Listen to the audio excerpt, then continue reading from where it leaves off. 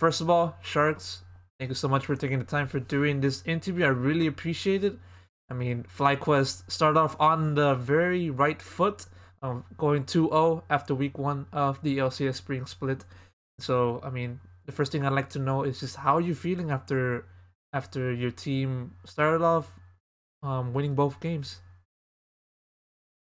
Feels pretty good, especially since we were playing against Golden Guard and CLG, and both teams have our ex players from last year, Licorice and Palafox. So maybe it was a little bit personal for me and for players who've been on FlyQuest last year, Hasideodo and Johnson and Kumo. Um, so definitely feels good. Feels good indeed. I mean, I want to talk about the GG matchup real quick, the one that just happened just now.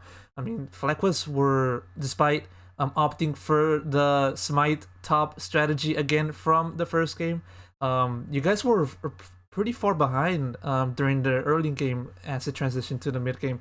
And so, how did the team, from your perspective, recover from that early deficit to then take it home at the end of that match? The idea was pretty simple: is our early mid game definitely didn't go as well as we planned. So due to us falling behind in gold and due to us not nearly getting as big advantage as we planned in mid lane jungle and AD carry, we needed to stall for items. So the team problem solved the game really well. We didn't take the bad fights. We waited. We gave up for dragons to make sure that Johnson on his Jinx and our hyper carry gonna get the core items. And as soon as he was 3 items, 4 items, and we just talked about how we want to fight. Big props to Haselodo there, asking the correct questions and pulling the proper information from the teams regarding how exactly we wanted to structure the fight for Aaron Jinx. So as soon as we got 3 items on Jinx, it was pretty simple. Zach was talking, Afram was talking about that he's gonna woke up. Kumo was communicating about the shields, and when you have a hyper carry in late game, any hyper carry, in this case Jinx with Karma and Brown, if your AD carry is good, you're gonna win the game.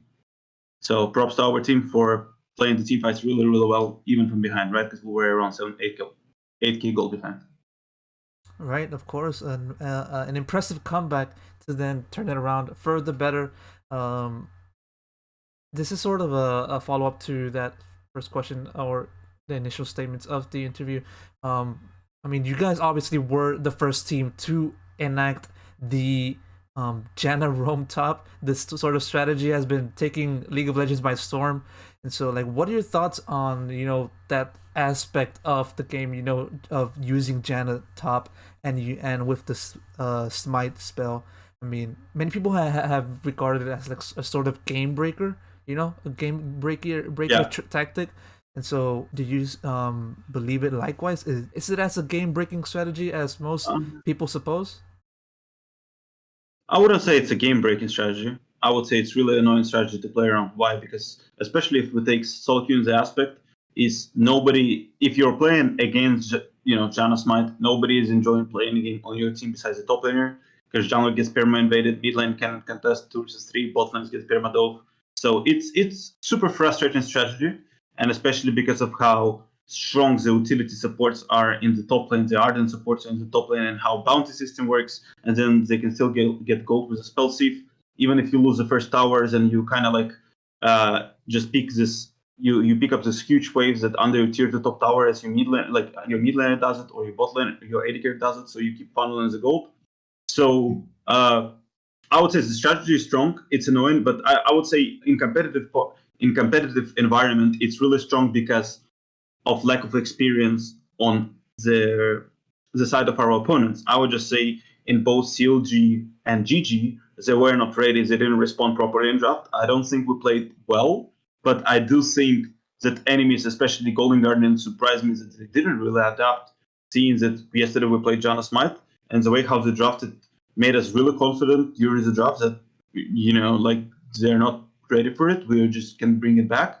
And even though we misplayed heavily, heavily early mid game, we still managed to get the W. So I'm excited. I'm excited to see our next weekend practice. When we're going to be playing the strategy, or maybe we're not going to be playing the strategy. You never know how other teams going to adapt and how other teams going to counter. Because we have some theories how you can play around against the strat, but I would say neither COG nor GG really showed from theory perspective and from draft perspective that they were willing to counter it. They were just playing pretty much regular League of Legends. You already mentioned like the teams not being able to adjust with respect to that strategy, and so in professional play, do you expect to see more of this Janna top, or Smite top in the Hmm. future? Uh, I want to add a little bit to the previous question as well. One thing is when we're practicing the strat and we have some experience, the teams that's never experienced this and we're playing against them on stage, they have to problem solve the game on the fly, right? Because they're first time against the strategy. So we get the advantage of having a little bit more experience and knowledge. So that's what we're trying to use here, right? By just trying to be earlier using the strat and trying to be a little bit more creative.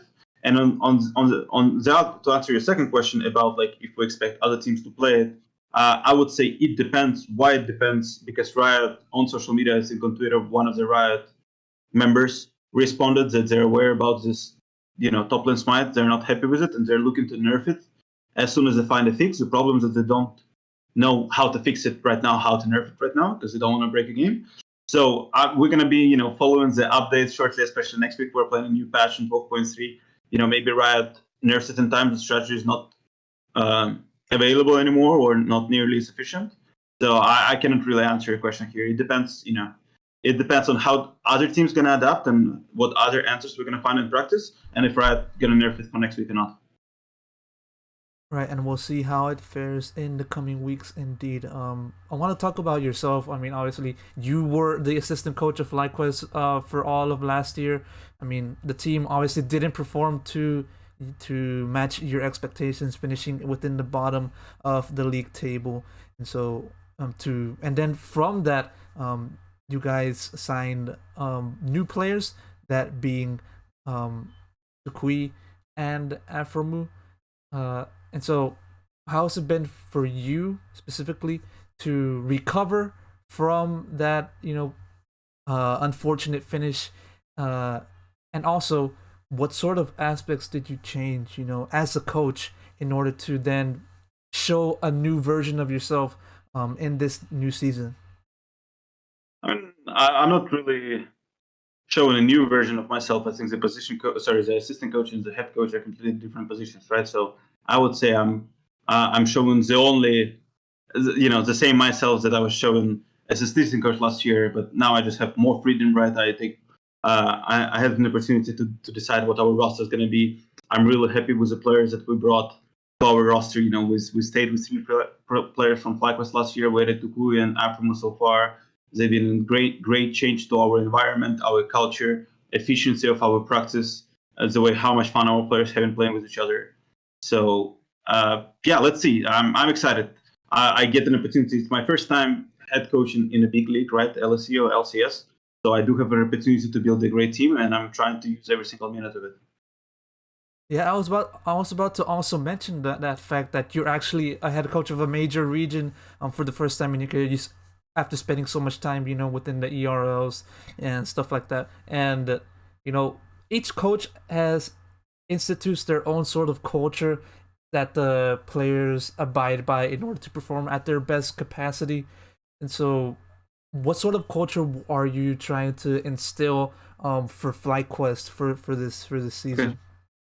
I think first is like prioritizing mastery over competition. I think that's for me is really important. Where we don't only compare ourselves to our opponents, especially in LCS league, right? Because there are different leagues, right? LSE, LPL, LCK. If you completely just tunnel beating on your league, trying to be better, let's say in CLGs and simplifications and harness saves, then you might not develop your team properly. So I think it's really important to ask yourself a question: what type of team you want to be by the end of the year? What type of League of Legends you want to play?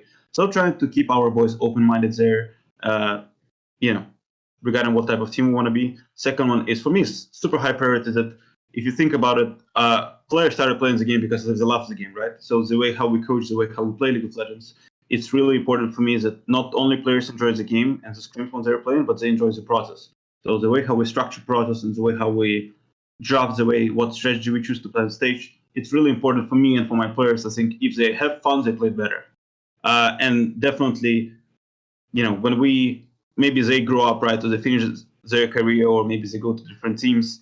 When they will look back at their times at FlyQuest, I want to make sure that there are no regrets and there are only smiles on their faces, that they had a good and amazing time. working with his team, working with me, working with their teammates, working with FlyQuest. So that's something we're trying to achieve on FlyQuest here. And of course, hashtag showcase greatness. It's always there. So trying to showcase some my top laners might be not the greatness some analysts or players want to see, but it is what it is. You have to get some dubs if you can. It is what it is. In this sort of competitive environment, indeed. And so you already talked about the striving for greatness, and I know that we're still in the early parts of the season. Well, very very early parts of the season, and so like how, from your perspective, like what is like is the team like close, far, in between like their current position to the goals that you want the team to aspire to reach? I would say we're hella far from the goals that we want to reach. But what I want to add, I think I see some really good signs of the cultures that we want to build, of the goals that we want to reach. Some things that I saw today were amazing. I don't want to share it too much, not to give up too much on our team. So I'm happy, I'm happy. I think the culture, like we put some seeds, and they start growing, and hopefully by the end of the year they're gonna turn into big trees or big plants. So we'll see. So far, I'm happy. Trees, plants, sticking to the mantra of FlyQuest, mottos of the past, and so with that sort of perspective, we'll expect to see more good things from FlyQuest. Sharkz, thank you so much for taking the time to doing this interview. I wish you the best of luck. Do you have any final words to share? Anything to add? Anyone you want to shout out? Shout out to all the FlyQuest fans. Thanks for sticking with us. I know the last year was a bummer, especially after FlyQuest made it to Worlds previously. So we'll try to regain your passion, regain your love this year through our gameplay, dedication, and through our personalities. So yeah, stay tuned. We'll try our best. Hopefully, we'll be able to surprise you with more strategies next week. All right. And one more thing, huge shout out to my players. Everyone is amazing. I love working with them. Having so much fun. So shout out to my players. They're carrying the stuff and FlyQuest so far. All right, perfect, Sharkz. I wish you the best of luck for next week, for the next month, next split, and the entire year in general, man. Good luck. Thank you, Pedro. Yeah, and hopefully see you soon.